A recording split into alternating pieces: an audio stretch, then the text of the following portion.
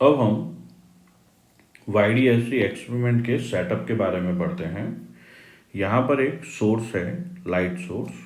उस light source से निकलने वाली लाइट स्लिट S1 और S2 पर आती है। वहाँ से फिर लाइट इस स्क्रीन पर पहुँचती है। S1 और S2 से इस स्क्रीन पे जिस पॉइंट पे लाइट जाती है वहाँ का पाथ डिफरेंस, ये वाला पार्ट, ये पाथ डिफरेंस बताएगा कि यहाँ पर किस तरह का इंटरफेरेंस पैटर्न मिलता है। तो यहाँ पर अगर हम बात करें तो यहाँ के लिए पाथ डिफरेंस 0 होगा, क्योंकि S1 और S2 दोनों से आने वाली लाइट रेज को इक्वल ऑप्टिकल डिस्टेंस कवर करना पड़ा, तो यहाँ का पाथ डिफरेंस 0 है। फिर हम आगे बढ़े तो पाथ डिफरेंस बढ़ता जाएगा और फेज डिफरेंस बढ़ता जाएगा, तो कॉरस्पॉन्डिंग इंटेंसिटी पैटर्न में चेंज होगा। सपोज हमने इस तरह का एक अरेंजमेंट लिया कि सोर्स वही है, S1 S2 स्लिट्स ली। अब हम पॉइंट O की बात करें तो यहाँ पर हमें जैसे जैसे पाथ डिफरेंस में अपन चेंज लेते हैं उसी तरह से फेज डिफरेंस में चेंज आएगा और इंटेंसिटी हमें अलग अलग अवेलेबल होंगी। तो इसके लिए हमें एक तो फेज डिफरेंस और पाथ डिफरेंस का रिलेशन क्लियर होना चाहिए और इंटेंसिटी का फॉर्मूला। सपोज हम पॉइंट O की बात करें जो कि लाइन ऑफ सिमेट्री पर है, तो S1 और S2 से आने वाली लाइट को सेम पाथ कवर करना पड़ा, तो पाथ डिफरेंस पॉइंट O के लिए 0 है। And this is the condition for central maxima. Central maxima वहीं बनता है जहां पर ऑप्टिकल पाथ डिफरेंस 0 हो। जब पाथ डिफरेंस 0 है तो इस फॉर्मूले में यहाँ 0 रखेंगे तो फेज डिफरेंस भी हमारे पास 0 आ गया। cos 0 की वैल्यू 1, यहाँ पर आप 1 रख दीजिए तो ये हो गया अपने आप में 4I0। इसका मतलब जो सेंट्रल मैक्सिमा है वहाँ पर इंटेंसिटी हमें 4I0 मिलता है, जबकि इस सोर्स से I0 इंटेंसिटी था और इस सोर्स से भी I0 इंटेंसिटी है। अब हम देखें, मान लीजिए हम यहाँ पे स्क्रीन से थोड़ा ऊपर बढ़े, इतना ऊपर बढ़े कि यहाँ पर पाथ डिफरेंस λ/8 है, मतलब यहाँ से और यहाँ से आने वाली रेज के पाथ की लंबाई का डिफरेंस λ/8 है।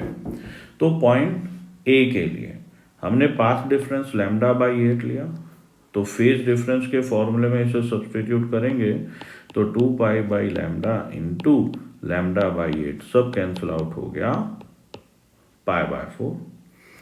वी नो दैट cos π/4 1/√2 होता है। वापस यही वाला फॉर्मूला यूज लेंगे तो 2I0 1 प्लस cos phi की जगह पर 1/√2। जब इसको सिंप्लीफाई करेंगे तो हमारे पास इंटेंसिटी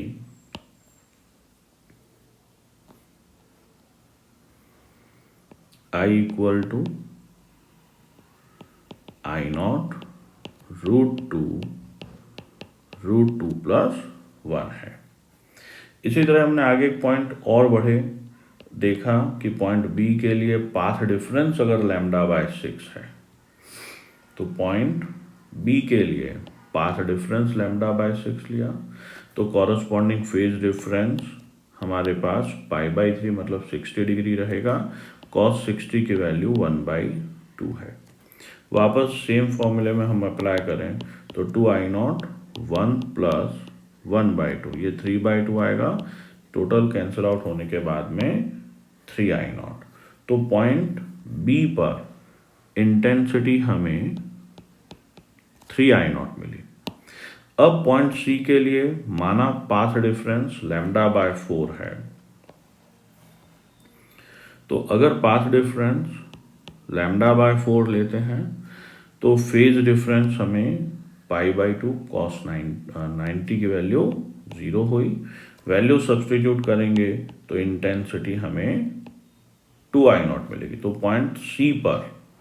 पॉइंट C पर इंटेंसिटी 2I0।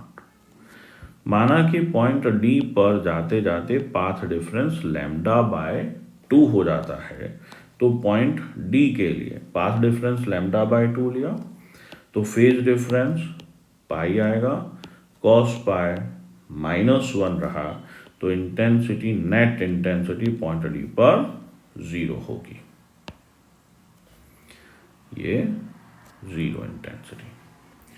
तो जिस तरह से इस लाइन ऑफ सिमेट्री के ऊपर जाने पर पाथ डिफरेंस बढ़ता है, कॉरस्पॉन्डिंग फेज डिफरेंस चेंज होता है, और इंटेंसिटी पैटर्न यहाँ पर मैक्सिमम मिला, फिर इंटेंसिटी कम हुई, यहाँ पर मिनिमा आ गया, फिर वापस हम जैसे जैसे ऊपर जाएंगे पाथ डिफरेंस बढ़ता रहेगा, वापस इंटेंसिटी बढ़ना शुरू होगी, और किसी पॉइंट पर इंटेंसिटी वापस 4I0 आएगी।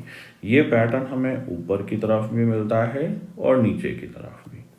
बस फर्क यही है कि जब हम यहाँ पर आएंगे, सपोज ये कोई पॉइंट हो गया हमारे पास में F, तो इस पॉइंट के लिए पाथ डिफरेंस अब हम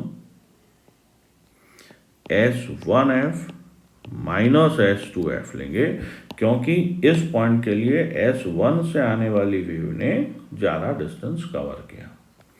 तो इस वीडियो में हमने YDSC पैटर्न में ये फ्रिंजेस बनते कैसे हैं ये चेक किया है। अब हम नेक्स्ट वीडियो में YDSC का मैथमेटिकल एनालिसिस करेंगे, जिससे ये चीज़ और क्लियर हो जाएगी।